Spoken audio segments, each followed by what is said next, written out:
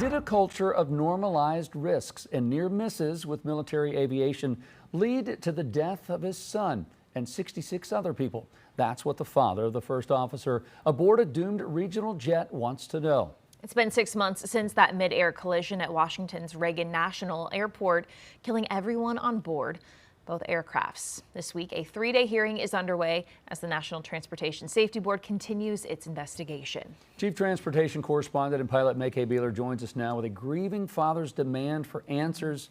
MayCay, I can't imagine what you want an answer, whether it's good or bad, right? Still hard to see that video, isn't it? After 6 months. Well, Tim Lilly, the dad of co-pilot Sam Lilly, says the Army normalized unsafe practices that led to the mid-air crash. In an interview with News Nation on Monday, Lilly tore into the Army's risk management practices, insisting, quote, evidence shows the regional jet was exactly where it was supposed to be, cleared to land. The Army helicopter was in the wrong place and was doing unsafe acts, unquote.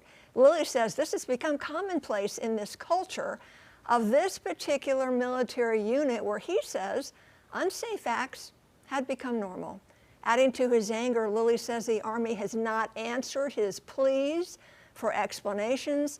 He is criticizing the military for lack of accountability, saying they have hidden behind the NTSB investigation for 6 months without owning their role in it. By speaking out, Tim Lilly is looking for ways to get the Army's safety management system up to date to make sure this doesn't happen to any other families. Yeah, it's hard to look at that. What else is the NTSB saying contributed to this accident that's kind of causing this father to say that? So usually accidents are a chain of different things. So this is what we know so far. In the early reports, the agency released urgent safety recommendations focusing on the dangerously slim vertical separation between Washington National's runways, final approach course, and the helicopter route. So reports say the helicopter was at an altitude of about 278 feet, yet the Washington, D.C. airspace requires helicopters to stay at or below 200 feet. Was there an instrument error on the altitude readout in the Black Hawk's cockpit? That's what the NTSB is looking into. Did it mislead its pilots to think they were at the proper mandated altitude when they were not? Or was it pilot error? Did the pilots miss hearing some ATC radio calls? The helicopter reported twice it had visual contact with the airliner, that they would maintain visual separation from it. But were they looking at the wrong aircraft? And the helicopter's most accurate altitude readout, the ADS-B, Automatic Dependent Surveillance Broadcast System, required equipment in this airspace was off or malfunctioning. The investigation continues. Man, there's a lot to consider here in this investigation. You know, this is not just a concerned dad either, right? This father, Tim Lilly, he's a veteran pilot, right? Yes, and he has flown these Black Hawk helicopters for this exact military unit that we're talking about, a very experienced pilot.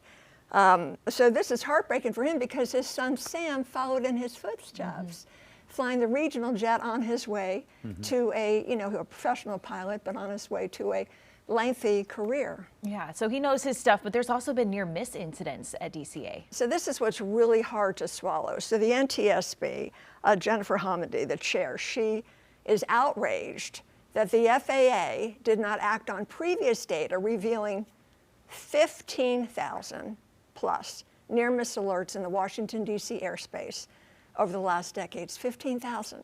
The investigation will likely take another 6 months, though, or more before the final report is released. So it's day 2 of the hearings in Washington with the families, listening to investigators. So very emotional time in Washington. 15,000. It's like, is that a typo? That can't even be right. Think about on a road, if you had 100 near misses, you're eventually either going to have a traffic light put up at an intersection or a roundabout change. Like you're going to make a change.